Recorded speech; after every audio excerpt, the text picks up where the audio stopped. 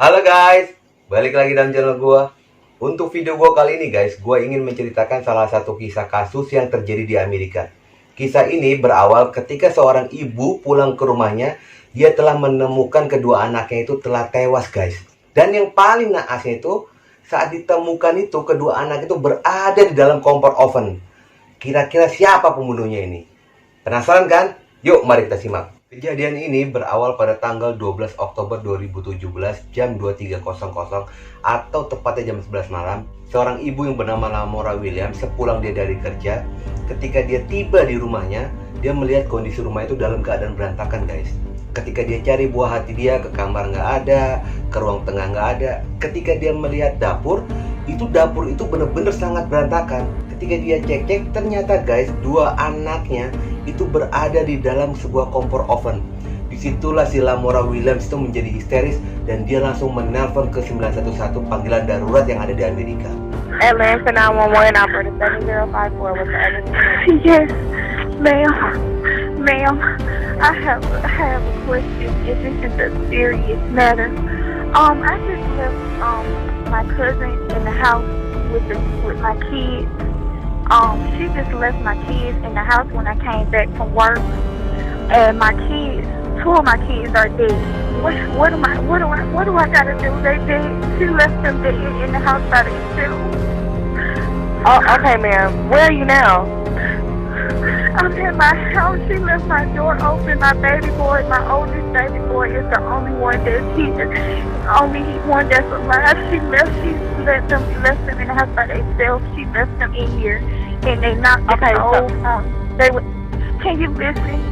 When I came in, the stove was laying on my youngest son's head, and my other son was laid out on the floor with his brains laid out on the floor. I don't know what to do. I just came home to work from this. And she just left my baby dead. Okay, ma'am. I'm gonna get EMS and I'm gonna get police and fire at the location. Can you tell me where you're located?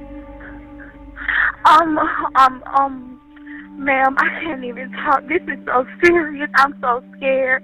I don't want to get locked up because I was at work. Okay, ma'am. I understand that you're scared. I completely understand, but I need to get some help out there to you now. Can you tell me where you're located? I understand it, but can you please help me? Like, can you please tell me, like, I don't want to get locked up because this is not my fault. I had just came home from work. Came home from work. Yes, ma'am. I just came home from work. Okay. Ma'am, the first thing that I need to do is get some help out there to you. I understand that you're upset and you're scared. They're in here dead. Like, it's no way in the fuck. She left my baby dead. Okay. And I don't have no way to reach her. If you're not sure, if you were at work, ma'am, listen to me. If you were at work while this happened, then the responsibility is going to fall on your sister. That's who you left them with. Okay? Okay, hold on one moment because I'm going to also get EMS on the line as well, okay? Yes, Hold please. on one moment. Yes, ma'am. Stay on the line with me, though. Hold on one moment for me. Okay. Dari rekaman tersebut guys, kalian bisa membayangkan nggak betapa menakutkannya, betapa mencekamnya kondisi malam pada saat itu. Lamora Williams pada saat dia menelepon panggilan darurat dalam kondisi bingung, sedih, ketakutan, dan dia sangat membutuhkan bantuan. Kalian bisa bayangkan seorang ibu yang pulang dari kerja ingin ketemu anaknya, ternyata dia telah temukan anaknya dalam kondisi tewas dan dalam keadaan yang naas. Benar-benar nggak bisa dibayangkan guys betapa hancurnya hati seorang ibu itu. Berdasarkan rekaman suara dari Lamora Williams kepada operator 911, dia itu mengatakan sebelum dia berangkat kerja, dia itu sudah menitipkan kedua anaknya itu kepada saudara perempuannya. Dan itu dia katakan berulang-ulang kali. Ketika dia pulang, ternyata saudara perempuan itu tidak ada dan kondisi anaknya itu sudah meninggal. Dan itu dia selalu ulang-ulang kata-kata itu. Halo guys, petugas operator 911 ini mencoba untuk menghubungkan sambungan telepon atau laporan dari si Lamora Williams ini ke Emergency Medical Service atau disingkat EMS agar Lamora ini bisa melakukan tindakan atau pertolongan pertama kepada anaknya. Tetapi Lamora itu telah mengatakan guys, satu anaknya itu sudah dia berhasil tarik, tapi pas saat dia jatuh ke lantai pecah guys kepalanya dan otaknya itu sangat berhamburan. Dan anak yang satu lagi itu masih berada di dalam oven, kakinya kesangkut di dalam oven. Okay, tell me exactly what happened. When I just came home from work, my babies were stuck in the stove dead, and I just came home from work. My cousin was babysitting my kids and left my kids dead in my house. Ain't no telling how long they've been in this house. All right, wait. So is your son, is he obviously dead? Is he breathing at all? Can you tell me He's breathing? dead. He's burnt. Both of my children are dead. Their head is burnt. Their skull is laying on this floor. The stove is, one of my babies is stuck. The stove is pulled over and everything. Please hurry up, please. All right, ma'am. I'm en route, okay? We're en route. Okay, thank you so much. All right. Setelah mendapat laporan dari Lamora Williams, guys, langsung polisi, ambulan, bahkan pemadam kebakaran tuh langsung datang, guys, ke tempatnya si Lamora Williams ini. Karena dikhawatirkan oven yang dipakai untuk membunuh ini akan memicu kebakaran yang hebat.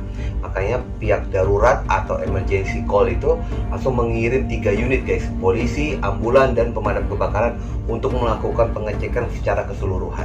Awal penyelidikan, guys, pihak kepolisian itu sebenarnya bingung untuk mengungkap kasus pembunuhan ini karena kurangnya bukti, kurangnya saksi, bahkan minim sekali petunjuk-petunjuk yang ditinggalkan oleh pembunuh 2 bayi tersebut. Tapi, guys, kasus ini mendapat titik terang atau mulai terungkap ketika pihak kepolisian itu mewawancarai salah satu tetangga terdekatnya dari Lamora Williams ini. Dia mengatakan bahwa si Lamora ini pada saat kejadian dari pagi hingga malam itu, Lamora itu tidak pergi kemana-mana. Bahkan Lamora Williams itu tidak memiliki pekerjaan. Dan itu diperkuat oleh laporan suaminya ketika kejadian itu, guys. Ternyata, guys, sebelum Lamora Williams itu menghubungi emergency call, dia itu menghubungi mantan suaminya dulu yang bernama Jamal Penn. Jadi dia menghubungi melalui video call. Dia memperlihatkan kondisi jenazah dari anak-anaknya itu. Dan disitulah, guys, mulai kecurigaan pihak kepolisian kepada Lamora Williams ini. Lalu pada malam itu juga pihak kepolisian itu menginterogasi si Lamora Williams ini, guys. Dan ternyata berubah lagi alasan si Lamora ini. Pada saat dia menelpon ke operator 911, dia bilang kan pada saat itu dia baru pulang kerja. Ketika diinterogasi sama polisi, dia bilang dia sedang menjenguk atau menjaga saudaranya yang sedang sakit. Nah, disitulah poinnya polisi makin curiga kepada dia. Dan ditambah, guys, pada saat Lamora Williams ini melaporkan kejadian kematian anaknya kepada operator 911, dia mengatakan bahwa dia telah menitipkan anak-anaknya itu untuk dijaga oleh saudara perempuannya. Dan ketika pihak kepolisian melakukan konfirmasi kepada saudara perempuannya itu dan dikuatkan oleh beberapa saksi, ternyata, guys, saudara perempuan itu berada di rumahnya. Sejak dari itu, keesokan harinya, polisi itu mengambil kesimpulan bahwa yang melakukan pembunuhan kepada 2 bayi yang dimasukkan ke dalam oven itu adalah ibu kandungnya sendiri, Lamora Williams. Dan sejak dari itu, Lamora Williams itu ditetapkan sebagai tersangka. Dan, guys, ternyata pada masa kecil Lamora Williams itu sudah menderita gangguan kejiwaan atau gangguan mental. Bahkan Lamora pada masa sekolahnya itu, orang tuanya Lamora itu memutuskan untuk melakukan homeschooling kepada si Lamora ini. Karena pada saat di sekolah, Lamora itu tidak bisa mengikuti pelajaran. Di usia 18 tahun, Lamora itu memiliki seorang pacar. Dan Lamora itu hamil lalu melahirkan seorang putri, guys. Setelah kelahiran putrinya itu, lalu Lamora itu ditinggalkan dan anaknya dari Lamora itu dibawa oleh keluarga pacarnya. Lalu, setelah kejadian itu, Lamora Williams itu memiliki pacar baru yang bernama Jamal Penn. Setelah mereka berpacaran, lalu mereka itu memutuskan untuk menikah. Dalam pernikahan mereka itu dianugerahi 3 orang anak laki-laki, guys. Dan ternyata si Lamora Williams itu orang yang sangat temperamen, orang yang sangat mudah marah. Disitulah, guys, pernikahan mereka itu sangat-sangat tidak harmonis karena selalu cekcok antara Jamal Penn dengan si Lamora Williams ini. Dan pada saat Lamora itu mengandung anak bungsunya lalu melahirkan, disitulah, guys, Jamal Penn itu memutuskan untuk meninggalkan si Lamora Williams itu karena sudah tidak tahan dengan sifatnya dari Lamora ini. Dan disitulah, guys, titik dimana kumat lagi depresinya dari si Lamora ini. Bahkan ketika sudah ditinggalkan oleh James Penn, Lamora Williams itu sempat menghubungi si James Penn ini. Dia mengancam bahwa akan ada hal yang tragis terjadi kepada anak-anaknya ini.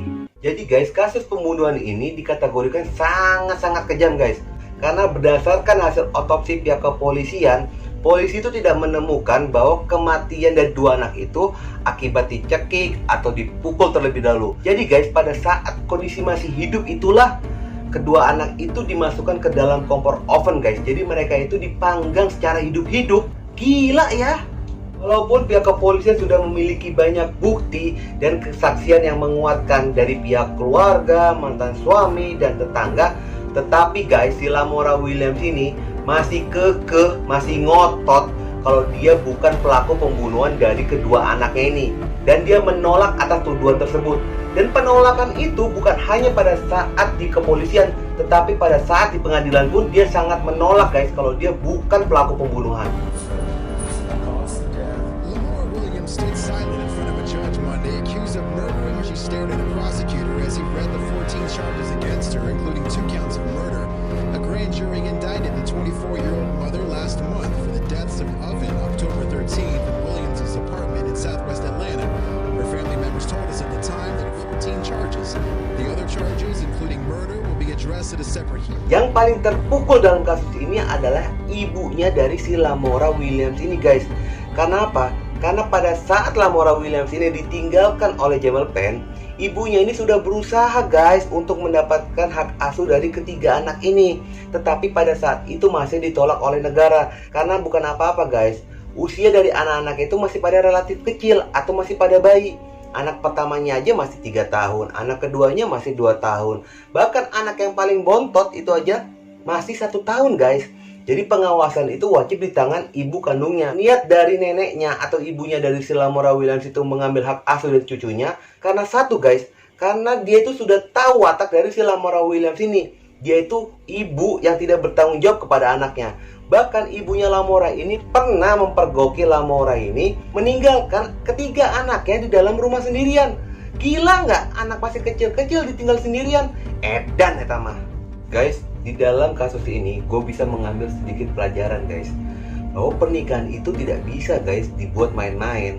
Harus butuh kesiapan mental, butuh rasa tanggung jawab yang tinggi. Bukan hanya menikah, bikin anak, lalu punya anak. Di situ masih ada proses panjang yang harus dilalui guys setelah memiliki anak itu. Bahkan kita harus menyiapkan fasilitas, keuangan, pendidikan untuk kebaikan dari si anak ini guys. Gue agak sedikit mengkritik kepada si mantan suaminya ini yang bernama si Jamal Penn ini. Bukan apa-apa, kalau memang lu mau bercerai dari si Lamora Williams, cerailah baik-baik. Jangan main tinggalin gitu aja. Emangnya anak kucing? Pada saat nikah itu butuh proses, pada saat bercerai pun butuh proses. Walaupun memang sudah bercerai, tetap aja harus bertanggung jawab kepada anaknya. Jangan main tinggal cul gitu aja. Kiranya anak ayam kali ya. Dan kalau memang kondisi keuangan itu belum kuat atau kondisi finansial itu belum stabil, ya jangan ibaratkan kayak bahasa Sunda, tunji setahun hiji atau setahun satu. Setahun satu punya anak, setahun satu punya anak. Itu benar-benar cuma pengen bikinnya doang, tapi tanggung jawabnya ogah. Itulah guys kisah kasus pembunuhan yang dilakukan oleh ibu kandungnya sendiri kepada kedua anaknya. Semoga dengan kisah ini kita bisa sedikit mengambil pelajaran, bisa sedikit mengambil pengetahuan dari kasus ini guys. Oke guys, dan jangan lupa ikuti terus video gua. Oke?